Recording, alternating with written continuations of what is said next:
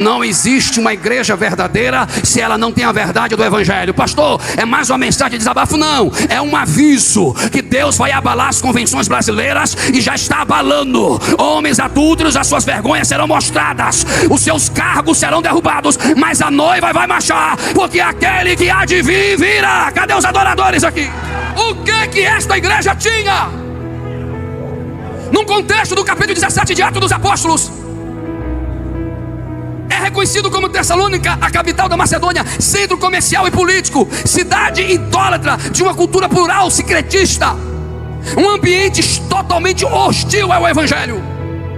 E o mais pesado dessa cidade, eu espero que os irmãos não seja aquele adorador que você precisa ser emotivo para adorar, mas que você seja um adorador que quando vai ouvindo palavra, o seu coração vai se aquecendo e o nome do Senhor vai se glorificar. Eu espero isso.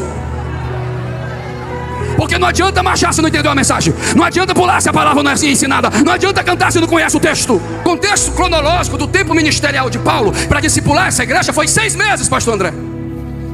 Ele não tinha oportunidade de tempo e nem estratégia ou estratégia para formalizar um projeto de 3 anos. Ele foi interrompido com uma perseguição. Agora o que é lindo, ele só teve 6 meses e deixou uma chama numa igreja que não fica debatendo em podcast na ausência dos outros, porque toda ausência é coragem. Não, ele deixou uma igreja que tem identidade, que tem pertencimento e que tem propósito. Eu acho que essa igreja está aqui. Como assim, pastor? Simples, aleluia. A pergunta é: o que faz uma igreja recém-plantada com 6 meses ser um motivo, irmão, se tu não reagir, misericórdia, um motivo de gratidão apostólica? Eu vou repetir. Se Paulo fosse escrever uma epístola doutrinária para a formação da cosmovisão confessional, teológica, comportamental da igreja brasileira, qual seria o tema dessa carta? Para alguns, os Gideões missionário é um palco de disputa de ego. Para outros, os Gideões missionário é uma disputa de talentos. Mas para quem ora, para quem tem intenção nobre, nós estamos aqui para receber do céu e anunciar do céu. Tem 2 comigo aqui, deixa eu ouvir você. Tom Stott diz, pastor Adriano, a igreja deve ser uma comunidade alternativa, vivendo os valores do reino em meio a uma sociedade caída. A igreja não é banco, nem prédio, nem títulos.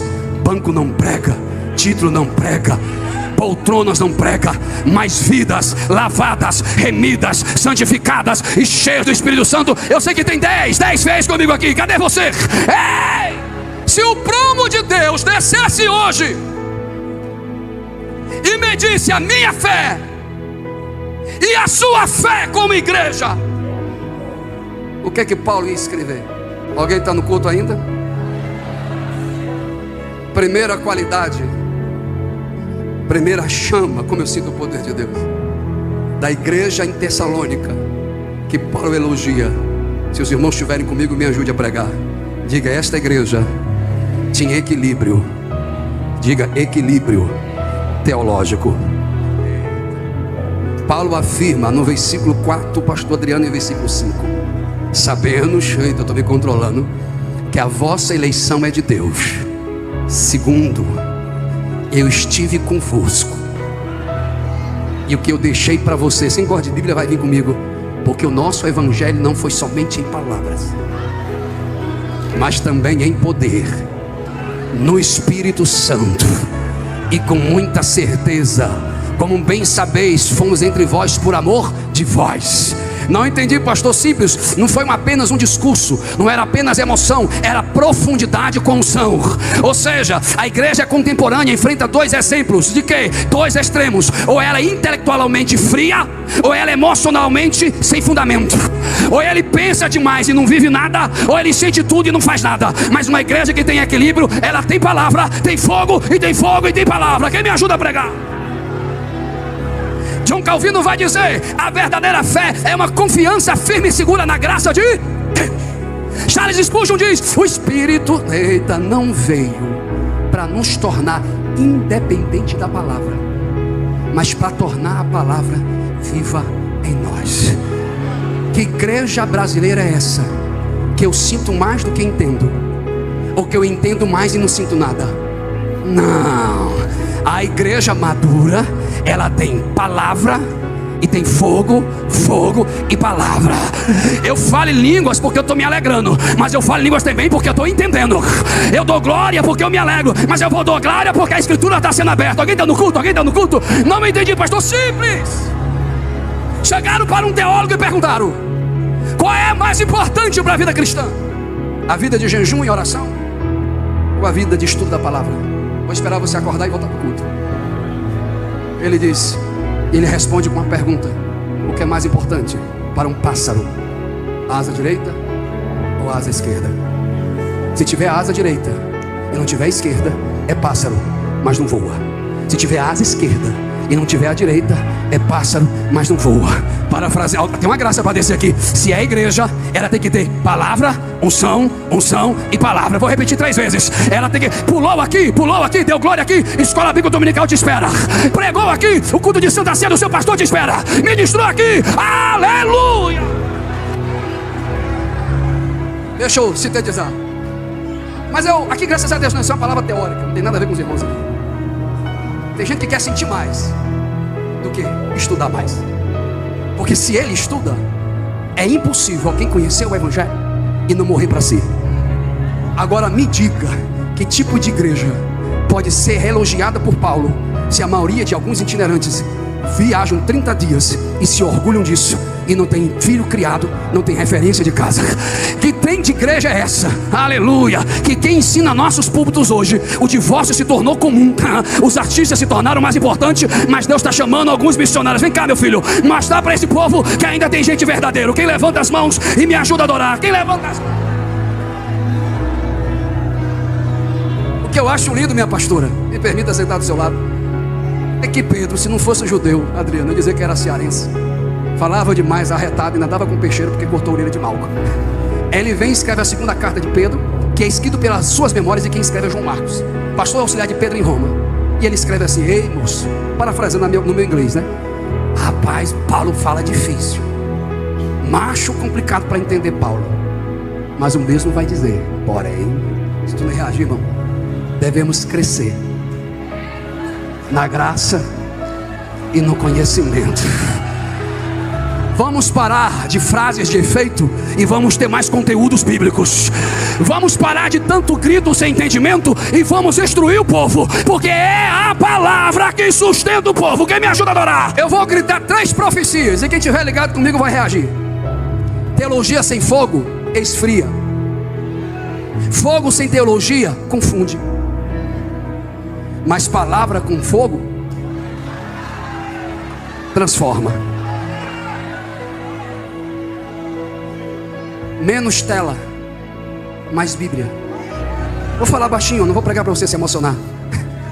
Menos show, mais Bíblia. Menos homem, mais Bíblia. Menos personalidades, mais Bíblia. Menos emocionalismo, mais Bíblia. É Bíblia. Se tiver 2 adoradores que creem nisso, eu sou o primeiro. Primeira qualidade da igreja que Paulo elogia: ela tem equilíbrio. Ela tem um conhecimento, mas ela tem um fogo. Ela tem um fogo, mas tem um conhecimento. Na mesma intensidade que ele pula na vigília, ele abre a Bíblia para estudar na escola bíblica dominical.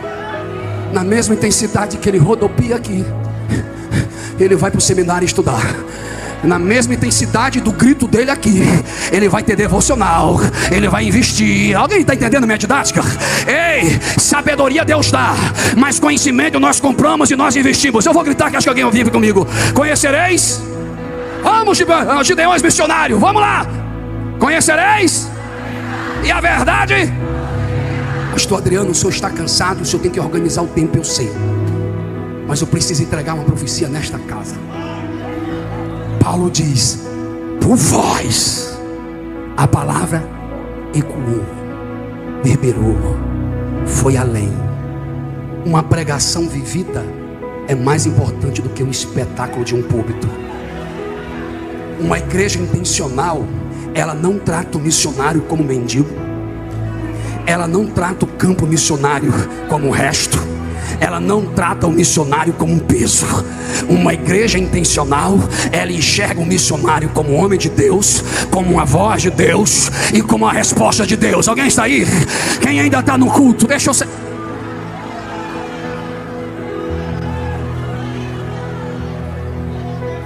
Há uns anos atrás, Deus me levou para um estado da nossa nação, em um evento agendado e uma convenção. E a palavra profética que o Senhor liberou foi: confessa, larga, porque eu ainda estou te dando chance. Porque se tu não se arrepender, aquilo que tu faz em profano, quem tem ouvidos, vai vir em público.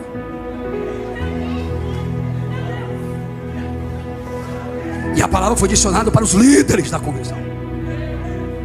Cancelaram minhas agendas. Disseram que eu ataquei a instituição. Disseram que eu fui menino. Mas uma igreja que tem integridade, ela não faz do mundo um campo de diversão. Ela faz do mundo um campo de batalha. A bomba explodiu. Pastor, você vai se pitear na queda dos outros? Não. Eu vou cumprir o que a Bíblia diz. Que certas quedas de homens, que foi a queda de Israel no deserto, sirva de exemplo para quem está em pé. Santa Catarina, convenção de Santa Catarina, o Senhor está dando chance. Ah, não é, macho. Não sei se eu vou ter mais espaço para pregar nos Gideões. Mas está vindo. Tudo aquilo que tiver em oculto. Fechou a cara, eu sei. Quem se ofende de ouvir verdades? O adúltero não vai se sustentar. O mentiroso não vai se sustentar. Pois um avivamento de piedade, de santidade chega para a nação brasileira. Se tiver 2 profetas, entra na guerra. Entra na guerra, entra na guerra.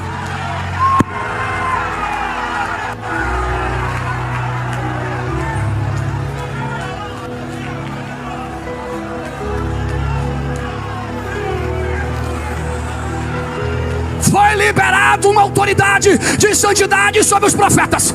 Amém. Profetizar que Deus vai te levantar é fácil. Profetizar que as portas vão se abrir é fácil. Cadê os profetas que ainda profetizam contra os altares quebrados? O espírito profético está liberado no meio do arraial.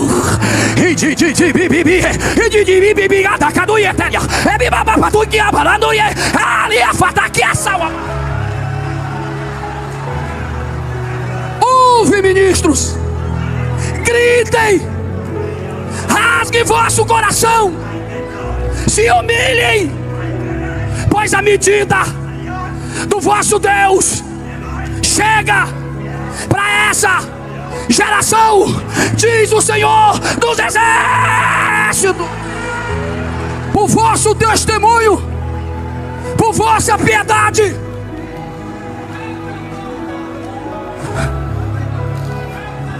a palavra não ecoa por voz de profanos. A palavra não ecoa. A política está vindo e não use o nome de Deus pela sua vaidade. Quer ser candidato? Quer assumir isso? Assuma pelo seu risco. Seja um homem para dizer: eu quero ser por mim. Não fique usando o nome de Deus, que Deus desceu, que Deus revelou. Para com esse papo. Deus revela ministério, Deus revela profetas, Deus revela missionários, Deus envia missionários, Deus envia missionários. Não gostou? Me refute com a igreja, com a história e igrejologia. Me mostre uma argumentação científica pela história da igreja. Quando a gente se vende para o Estado, você está dizendo, pastor, que não pode ter política na igreja? Pode, deve. A instituição precisa. Mas eu não acredito no Deus que tira um profeta do altar para ser enviado para cargos públicos. Eu não consigo ver o texto. Ah, mas e Ciro? Ciro é Ciro, não era profeta. Aí os cabras querem usar o nome de Deus para manipular as emoções dos irmãos, para dizer: vote porque eu sou profeta. Não, vote porque você é político. Vote porque você... Não use o nome de Deus, aquele que Deus não mandou. Clame o sangue por mim agora, igreja. Só os companheiros, concorrentes, fiquem sua cara de delegado mesmo. Clame o sangue por mim agora, pois eu já vou encerrar. Clame, pois uma entidade maligna me confrontou desde ontem. E essa entidade disse que se eu falasse o que eu falei aqui, eu receberia uma grande perseguição em cenário nacional. Mas eu não devo homens que não podem perdoar os meus pecados, mas eu devo aquele que morreu pelos meus pecados, que foi sepultado pelos meus pecados, que ressuscitou pelos meus. A igreja que Paulo elogia é uma igreja que tem piedade, é uma igreja intencional em missões. E eu encerro a minha ministração, pois o meu corpo não me aguenta, eu não aguento mais. Uma igreja pode ser grande em número, mas ela é pequena em poder, quando o número é mais importante do que a qualidade. A igreja contemporânea precisa aprender a entender, se tu não reagir, irmão, que o testemunho fala mais alto do que a estrutura. Levante a mão comigo, só que ainda está no mesmo propósito. Diga: eu preciso ser uma igreja que Paulo reconheça em Cristo. Diga no nome de Jesus: eu preciso ter fome, sede de palavra e despertar para a unção. Quem precisa disso, dê um júbilo de alegria se você precisa.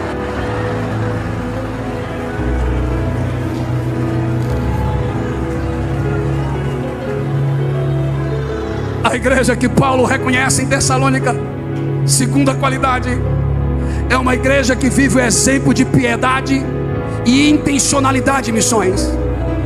Paulo não estava lá, mas a chama permaneceu. E a palavra, vou falar baixinho, ecoou. Lá vai um santo, lá vai uma santa, lá vai um servo, lá vai um servo. Terceiro e última qualidade para orarmos, o que nós hoje.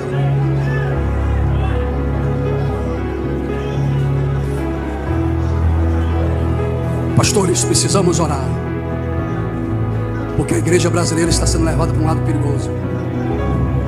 Que ultimamente a gente está tendo mais bezerro de ouro do que a exaltação do Cordeiro.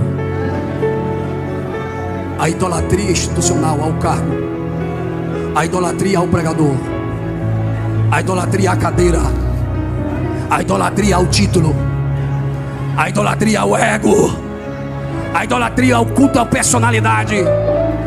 O humanismo tem tirado o Cordeiro do culto.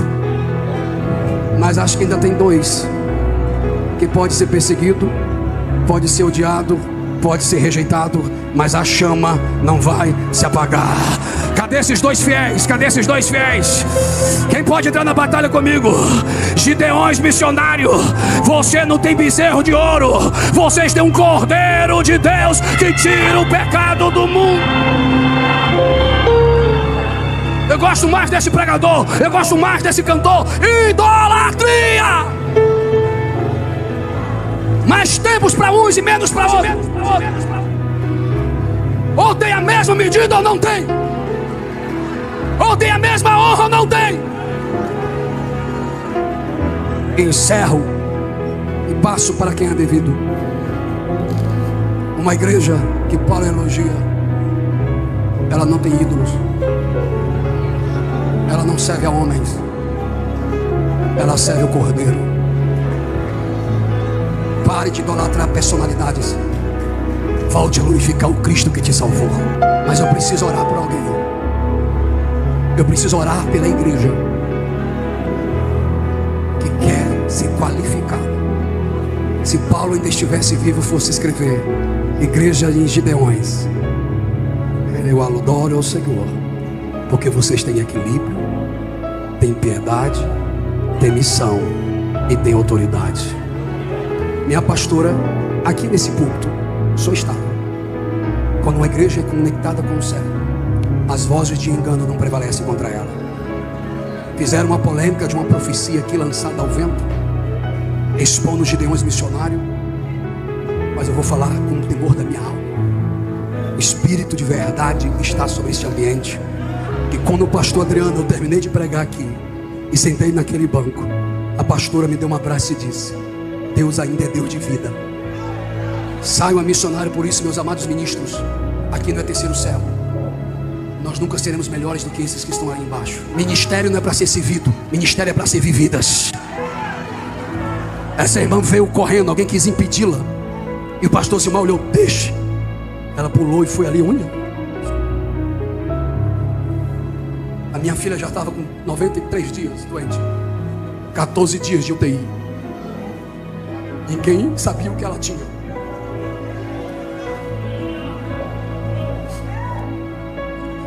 Eu ia ligar e dizer: não posso ir, estou com a minha filha internada na UTI. A minha esposa olhou para mim e disse: meu amor, você ficando aqui ou não, Deus ainda é Deus. Faz a obra, que Deus vai cuidar da tua filha. Você sabe que eu não contei para ninguém. Cheguei aqui e aquelas profecias, aquelas coisas, e eu disse: Deus, que loucura é essa? Tem poder aqui. Quando a irmã veio lá no corredor do hospital, eu saí do quarto, peguei um travesseiro, fui gritar de choro de dor. Eu disse: eu fiz a tua obra, minha filha está morrendo. Ela dava convulsões. Aí eu fui pro banheiro me esconder. Quando eu saí, tinha uma irmãzinha gripada, olhou para mim: pastor Antônio Márcio. E eu disse no meu coração: não, Senhor, não é hora de eu ministrar na vida de ninguém, é hora de eu chorar. Mas uma igreja conectada com o céu. Deus nunca usa o homem se não passar ele pela prensa de oliveira primeiro.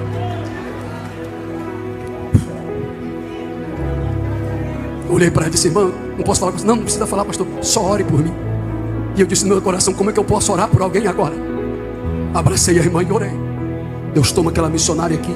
A senhora vai lembrar. Ela veio marchando e disse: porque tu não negasse a minha vontade e rejeitasse a sua dor e não ocultasse a minha palavra, eu visito a tua agora. E a profecia foi clara, porque Deus não erra alvo. A profecia foi: eu visito a UTI agora e confundo a medicina. E isso foi na sexta. Eu viajo no sábado, a minha filha tem alta segunda, e agora ela está aí na rede aqui adorando e glorificando o Senhor. Há poder de Deus aqui. Quem acredita nisso aqui? Quem acredita?